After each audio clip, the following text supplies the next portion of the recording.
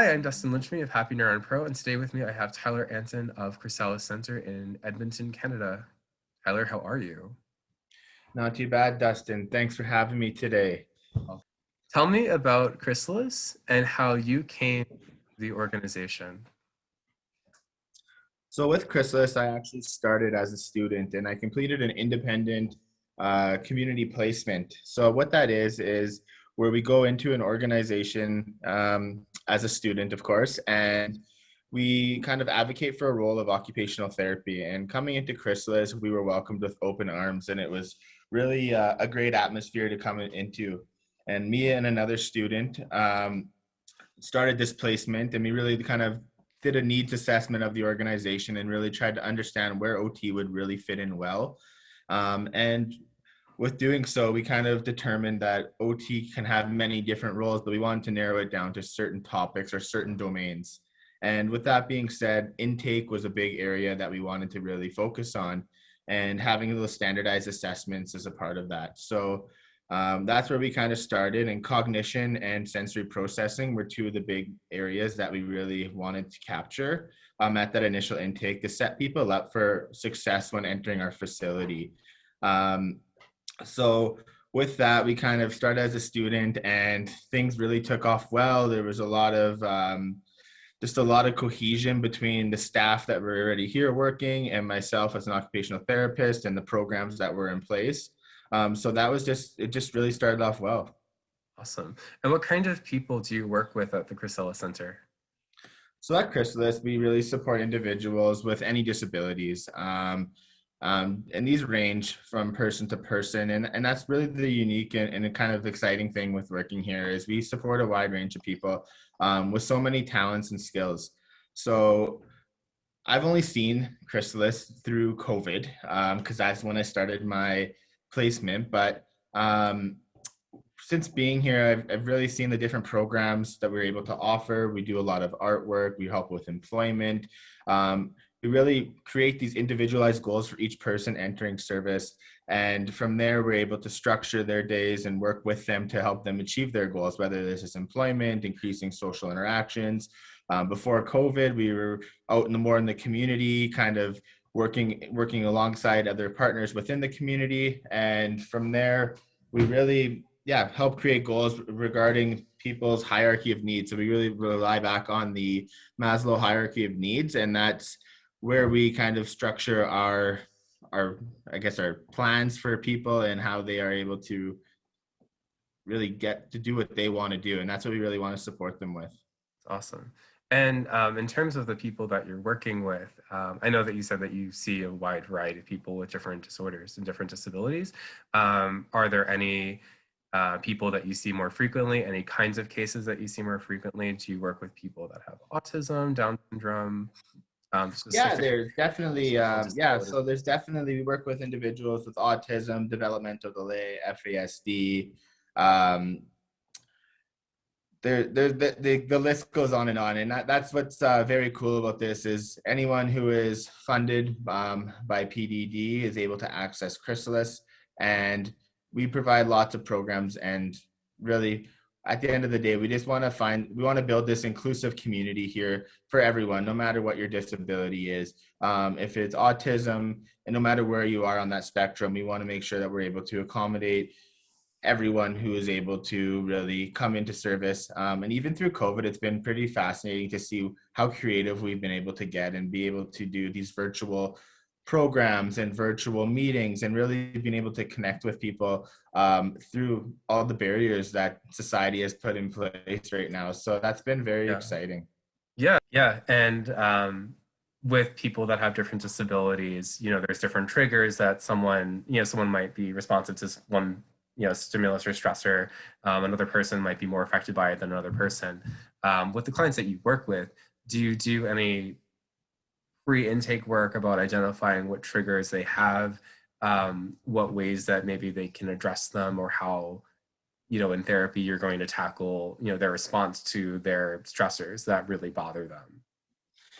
Yeah, so right now intake's kind of been at a standstill.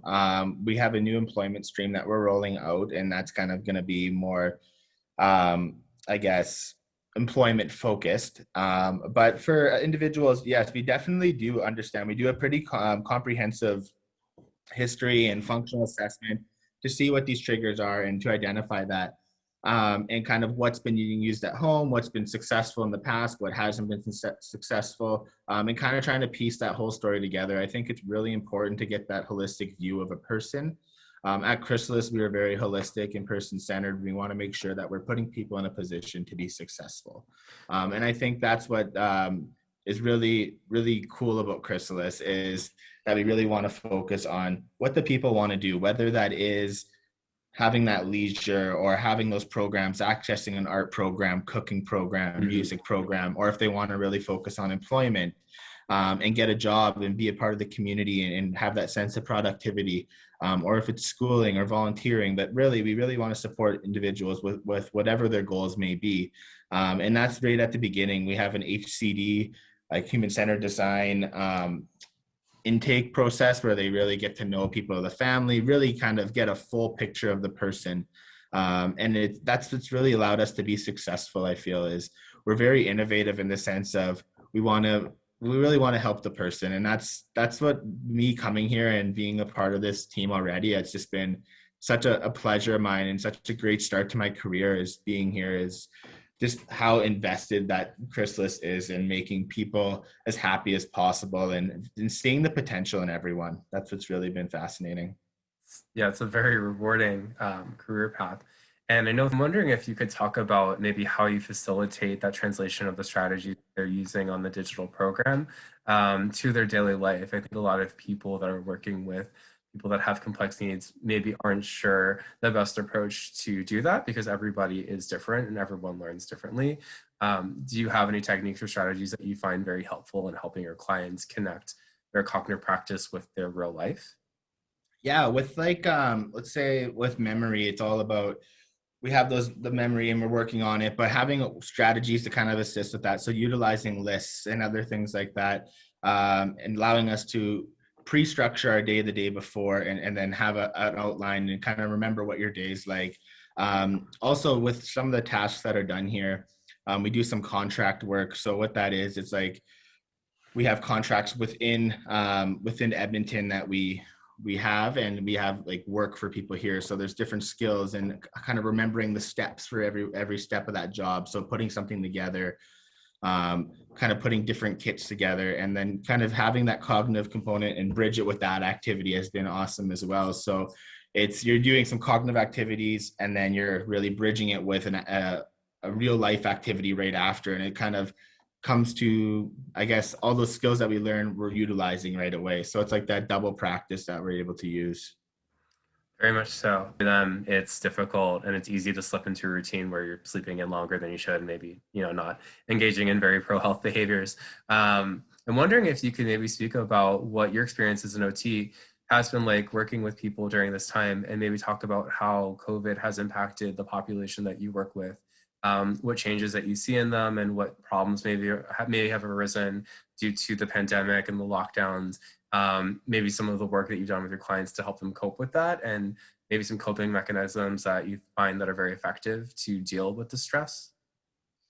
Yeah, so like I said, I came in here during COVID, so that was kind of, it's tough for me to see what things were like before. I haven't even seen Chrysalis run at full capacity since being here, due to the restrictions that are in place. But with that being said, I think what's really important is for us to remember what we did before. It's not, we don't want to forget, and that life, it's going to come back to us. So a lot of people like go to community centers, swimming, to the gym, bowling, different activities like that, which are not feasible right now. So I think a lot of times I'll talk to them and I'll say, like, what did you like to do before? Like, tell me about yourself.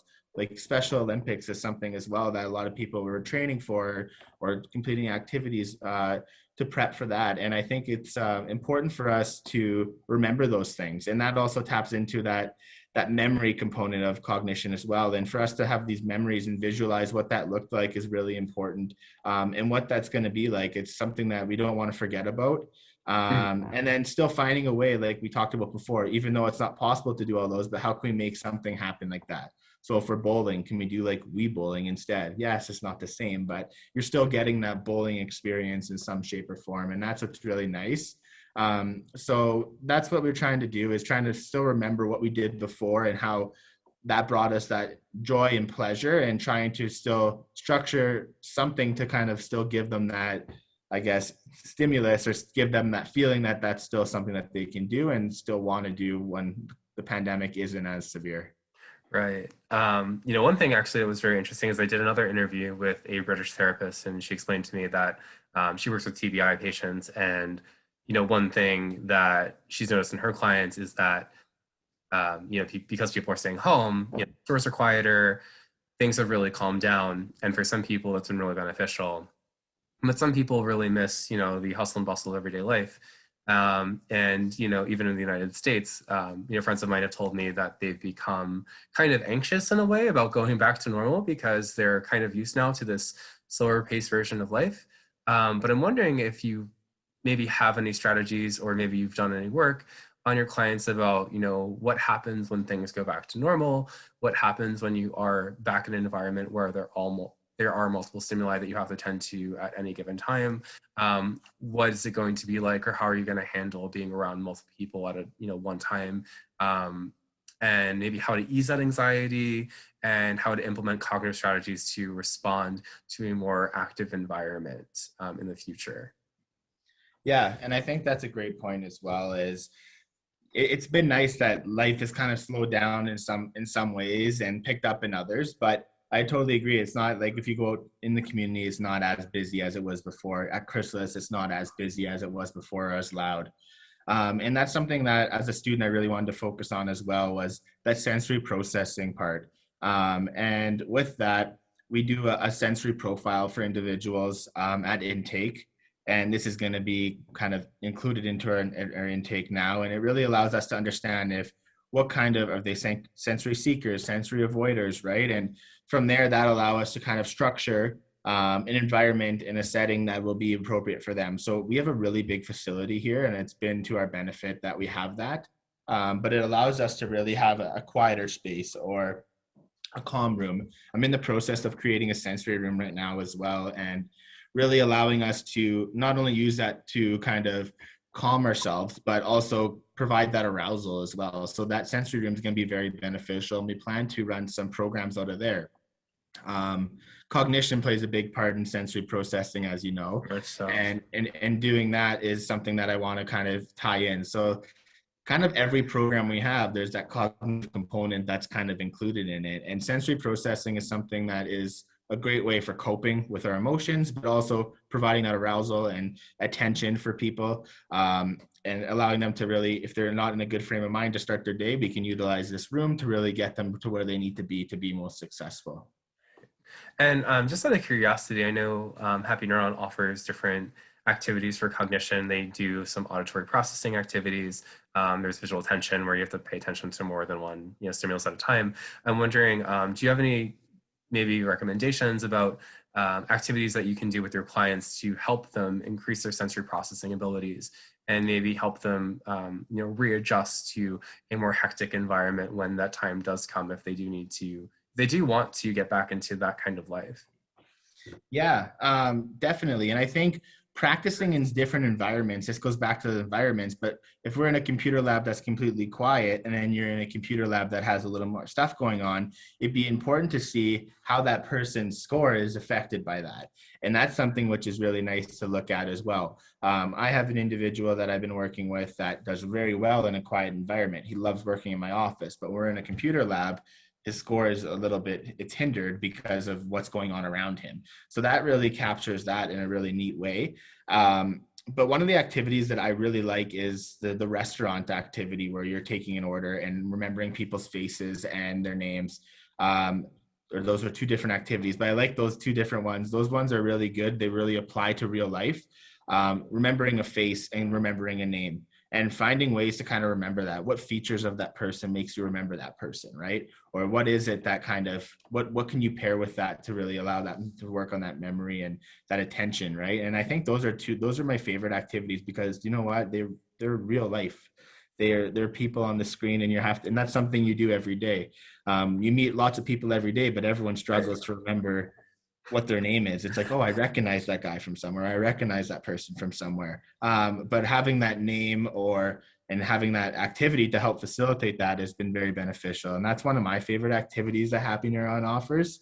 And to go off that, another really unique thing about HappyNeuron is having not only the computer component, but having those worksheets as well have been awesome. Not everyone can utilize a computer, have the skills to be on a computer. So having a worksheets to print out. So I print them out and have them in our room where people can go photocopy them and work on them. If they don't have access to a computer at home, they can take them home. So that's been awesome as well, to have that kind of component and really being able to reach everyone in our sector. Yeah. And I mean, with the worksheets, I know we started adding bridging questions after, I think it was like the 15th packet. And when I started, I wanted to help therapists translate their therapy a little bit easier. Do you find that the bridging questions are helpful for the people that you work with in fostering discussion about how that cognitive training or maybe that activity connects to their daily life? And if you do use them, maybe do you have a certain way that you use them, or any advice on how therapists could use like those bridging questions that are provided? So that's the thing right now is we've with the activities I've used them the most is people that have gone home for 2 weeks at Christmas or take a couple weeks away from facility and they want to continue to work on the cognitive components.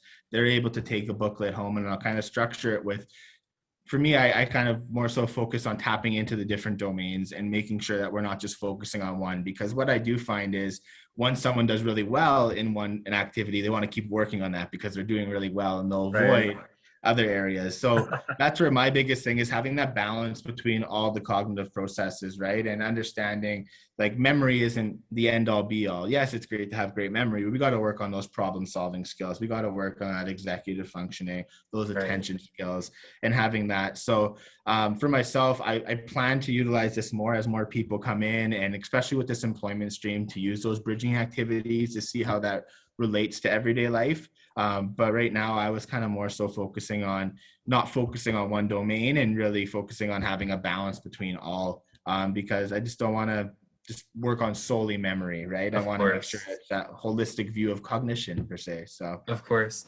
Tyler, thank you so much for your time today. If anybody is interested in getting in touch with you, is there a way that they can do so if they have any questions about setting up their own program like you are? yeah, for sure. The best way to get a hold of me is through email. My email is Tyler, Tylera, @chrysalis.ca. Awesome. Thank you so much for your time today. Thank you.